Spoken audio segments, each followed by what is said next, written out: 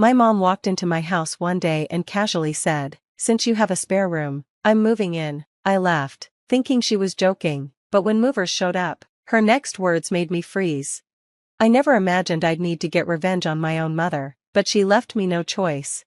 It all started one afternoon when she waltzed in, surveyed the place like it was a hotel, and declared, "Since you have a spare room, I'm moving in." I laughed, assuming it was a joke, but no, she was dead serious. The thing is, my mom was never the nurturing type. Growing up, it was clear she didn't really want children. Having me and my sister was something she just did because it was expected of women. Once we were old enough to care for ourselves, she made sure we knew we were nothing but a burden. By 16, I had a job. At 17, I was paying rent in her house, and by 18, she told me to leave because her house wasn't a charity. So, I did. I worked hard, got through college with scholarships, and built a stable life.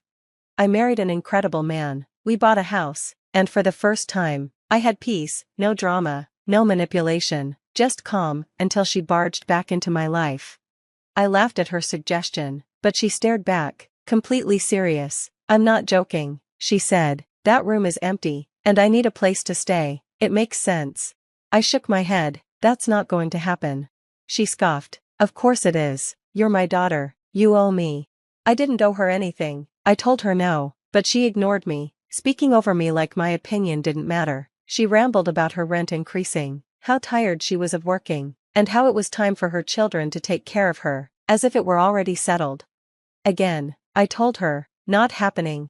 She huffed, called me ungrateful, and stormed out. I thought that would be the end of it, but a week later, a moving truck appeared in my driveway. At first, I couldn't process what I was seeing. The truck was rumbling, and when I looked outside, there she was, directing movers like she owned the place. I rushed outside, throwing the door open. "What are you doing?" She looked at me like I was crazy. "I'm moving in." I laughed again, convinced this was a joke, but the movers were already unloading, a couch, boxes, a bed frame. I stepped in front of the door. "No, you are not moving in."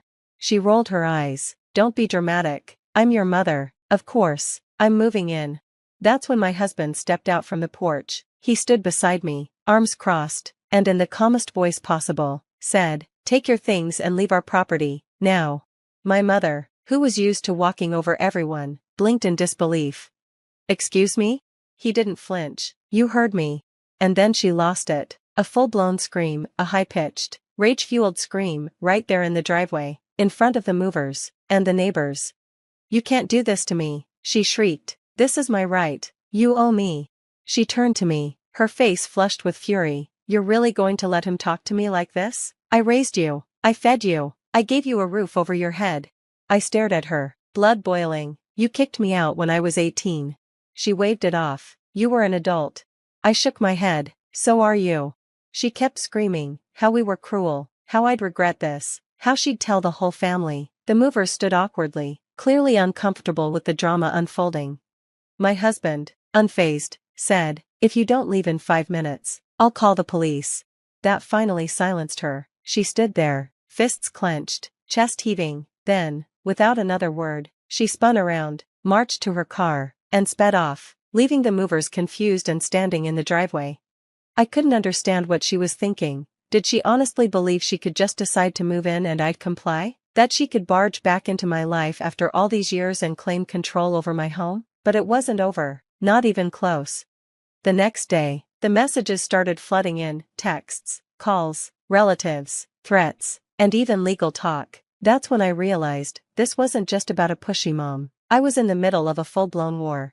I thought the drama would stop there. I was wrong.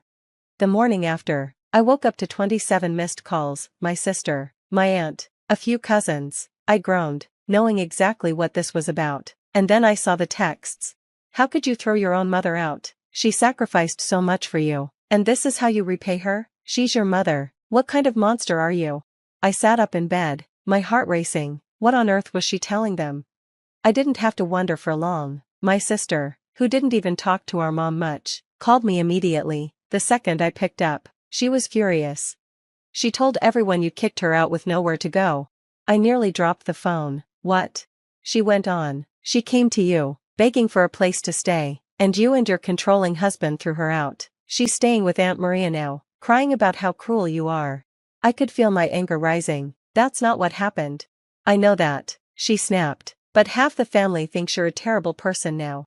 My jaw tightened. Of course, she was playing the victim. She had a lifetime of twisting things to make herself look innocent and everyone else like the villain. And it worked. The next thing I knew, family members were unfriending me, blocking me on social media, and even some coworkers started acting weird. Then I found out she'd called my job. I couldn't believe it. She actually called my workplace, claiming she was my mother, that she was homeless, and that I had abandoned her. She said she was concerned about my character and wanted to warn them about the kind of person I was.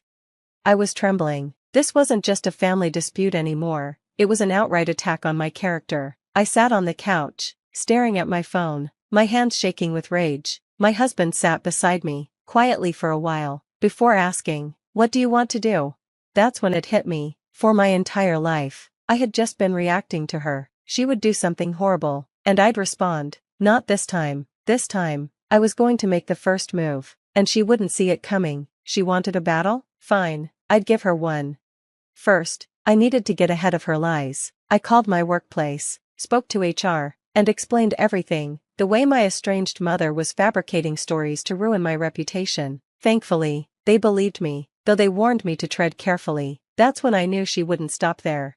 Sure enough, in the days that followed, things got worse. My mother wasn't just trashing my name, she was trying to take over my life. First, I received a notice from my bank. Someone had attempted to access my account using my maiden name and old security questions, things only she would know. Then, my insurance company contacted me, saying someone had tried to add themselves as a dependent to my policy. But the worst part came when I found out a fake welfare claim had been filed under my name, accusing me of abandoning an elderly parent and committing financial abuse. She was trying to paint me as a criminal. I was furious, but I didn't panic. If she wanted to play dirty, I'd play smarter. I froze my credit, changed all my passwords, and set up two-factor authentication everywhere. I then called a lawyer, and after that, I started digging. My mother had secrets, big ones, and I was going to expose them, the truth that would ruin her.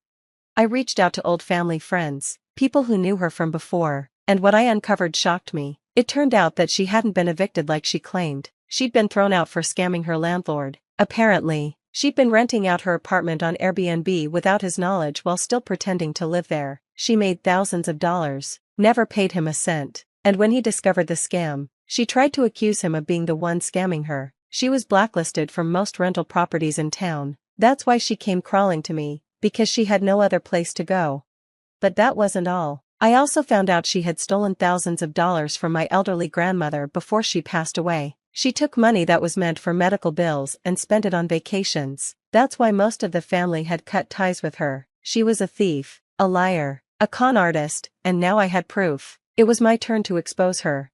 I set a trap, and she walked right into it. I waited for her next move, knowing she wouldn't be able to resist trying to get more from me. Sure enough, a few days later, she contacted my lawyer, claiming she was entitled to financial support as my mother and that I was obligated to house her under some nonsensical legal claim. My lawyer shut her down hard, but I wasn't finished yet.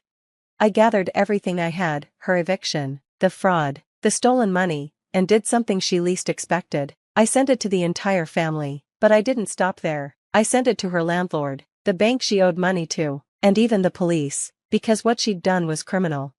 The fallout was swift. The family turned on her instantly. All those relatives who had been attacking me went quiet. Some even apologized. Her landlord sued her for fraud. The bank launched an investigation. And the best part? The police got involved in the stolen money case. The last I heard, she was desperately trying to find someone else to take her in, but no one wanted anything to do with her. She had burned every bridge. As for me, I finally had peace. I thought she would fight back, spin more lies, play the victim like she always did. But I underestimated how quickly people abandon a sinking ship. Once the truth came out, everyone turned their backs on her. No sympathy, no support, and no one defending her. She tried to do damage control. She called my sister, my aunt, even some distant cousins, trying to convince them that I was the liar, that I was trying to ruin her life. Nobody believed her. She went to Aunt Maria, the one person who had taken her in after I kicked her out, and begged to stay. Aunt Maria threw her out. She had only helped because she thought my mother was a struggling woman in need. But when she found out the truth, that my mother had been stealing from her, she snapped. She tossed my mother's bags onto the lawn and slammed the door in her face, and just like that, my mother was homeless. Karma hit harder than I ever could. The best part? It wasn't me who dealt the final blow, it was the law. A few weeks after everything blew up, I got a call from a detective. The police had started investigating my mother's finances, especially the money she stole from my grandmother, and guess what? She had warrants for other crimes, fraud, writing bad checks, even stealing someone's identity. I had no idea, but I wasn't surprised. With everything I handed over, they had enough to arrest her. When the police picked her up, I got a message from a cousin who still kept in touch with her. It was short and simple: "Your mom just got arrested at a gas station." I stared at the message for a moment before a smile spread across my face. The aftermath, and why I have no regrets. She tried to destroy my life. She tried to take over my house. She tried to ruin my reputation. She tried to steal from me, and in the end, she lost everything. She spent months fighting legal battles. Last I heard, she was bouncing from motel to motel, begging distant relatives for money. No one helped her. She had burned too many bridges. As for me, I moved on with my life, peaceful, happy, and free, and for the first time ever, I felt safe. Because the one person who had tormented me my whole life was finally facing the consequences of her actions. And I didn't feel guilty, not one bit. Thanks for watching. See you again in the next video. Stay stunned.